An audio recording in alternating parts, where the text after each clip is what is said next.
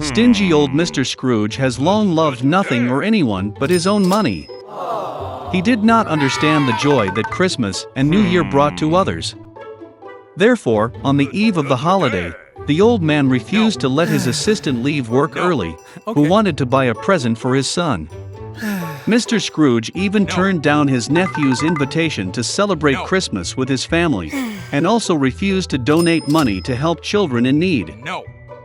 The old man closed his office late in the evening and went home. And then, in his bedroom, strange things began to happen. A wind blew from somewhere, thunder rumbled, and suddenly the ghost of his companion, who had died last Christmas, appeared in front of him. Mr. Scrooge was very scared and did not understand what was happening. The spirit said that after death he was punished for not doing good and not helping people during his lifetime. He did not want the old man to suffer the same fate. So he warned Scrooge that 3 other ghosts would soon visit him. After these words, the spirit disappeared. The old man pretended that nothing had happened. But soon, the ghost of a child appeared before him. Mr. Scrooge was stunned because it was the spirit of his past years. The ghost, with the help of magic, transferred them to the past. The old man saw himself as a little boy in the town where he was born and raised. He was decorating the Christmas tree, and he had a lot of fun. Then Mr. Scrooge saw himself in his youth, the day when, full of delight and hope, he proposed to his beloved. After that, the old man saw himself matured. His wife was crying, and he could not understand why she decided to part with him. The fact is that Scrooge no longer paid attention to her, but only thought about money. The old man could not look at such himself from the side, and asked the ghost to return him back. The spirit eventually disappeared, but another ghost appeared in its place. He carried Scrooge to his assistant's home on Christmas Eve. The whole family was sitting at a poor table.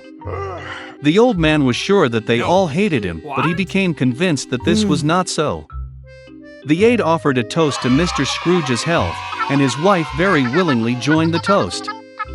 And then the old man noticed that the son of his assistant was sick. Scrooge felt sorry for the child and ashamed of his behavior.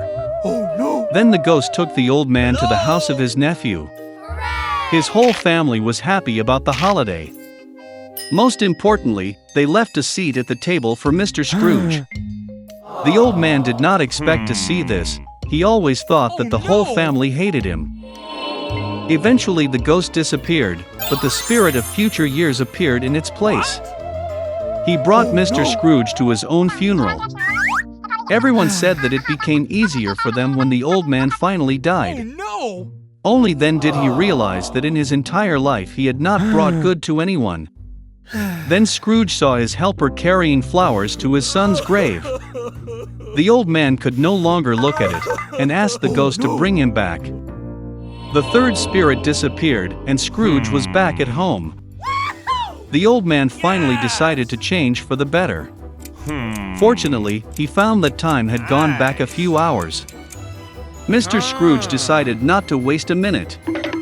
He still had time to change everything.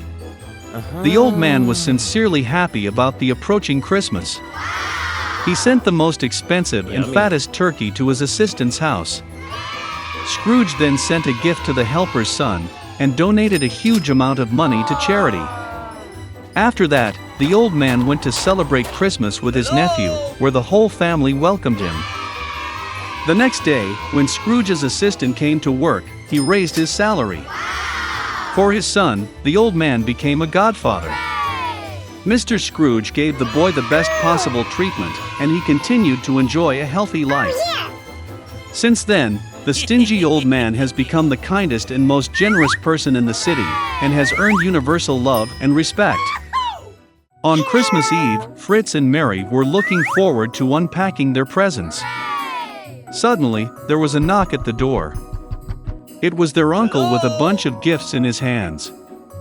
The children were very happy to see him. Then they began to unpack the presents. Mary got fancy dolls, toy dishes, and a beautiful silk dress. Fritz also got what he wanted, a magnificent horse and a mouse king. Mary noticed that there was a soldier under the tree. It was the nutcracker, designed to neatly crunch hard nuts. The girl really liked it. But Fritz said it was his gift and tried to take it from his sister. The children stretched the nutcracker so far that they tore his arm off. The broken toy became unnecessary for the boy. Mary was very upset and burst into tears. But my uncle was able to repair the soldier. The girl was happy and hugged him gently. The day was very busy, so she soon got tired and fell asleep right under the tree. During her sleep, Mary heard strange sounds. They were like mouse fuss. The girl opened her eyes. The objects in the house seemed much larger than they were. And the tree under which she fell asleep became absolutely gigantic. Mary realized that it was not the objects that had increased, but that she had decreased. Suddenly, the Mouse King with his army appeared before the eyes of the astonished girl. Mary was very frightened and wanted to run away. But the giant mice stopped her. And then a miracle happened. The nutcracker jumped to his feet and grabbed the girl. They instantly climbed the tree to the bookshelf, and along it got to Fritz's toys. There was a whole collection of tin soldiers. The nutcracker called for help. The soldiers immediately jumped to their feet and ran after him.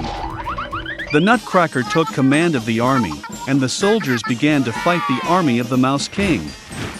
The battle between toys and mice was fierce. But unfortunately, there were too many mice, and the nutcracker army began to suffer defeat. Mary saw this and ran out of her hiding place. She threw her shoe at the Mouse King and hit him right in the head, and he fell to the floor unconscious. The rest of the mice realized that the battle was lost and ran away in all directions. Mary ran to the nutcracker, but he lay unconscious, as he was badly wounded by the Mouse King. The girl thought that he was dead, and began to cry bitterly. And suddenly, a beautiful fairy appeared behind Mary.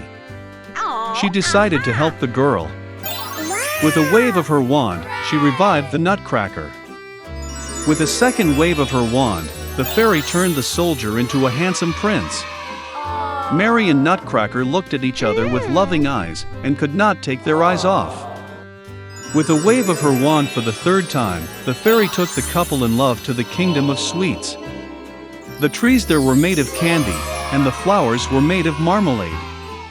It was a wonderful place. Mary closed her eyes for a second in pleasure. And suddenly, she heard the voice of her mother, who called her by name. Opening her eyes, the girl saw her mother, who looked at her in confusion. Mary also could not understand what was happening. The girl told about her wonderful journey, but her mother only smiled sweetly. Then Mary saw the pewter nutcracker in her arms. And then she realized that she had slept under the tree all night, and everything that happened to her was just a vivid dream.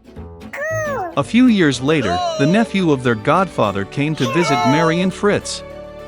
As soon as he entered the house, the girl almost fell to the floor in surprise. The boy looked like the nutcracker as 2 drops of water. He also liked Mary at first sight. After some time, they got married, and lived no worse than in the magic kingdom of sweets.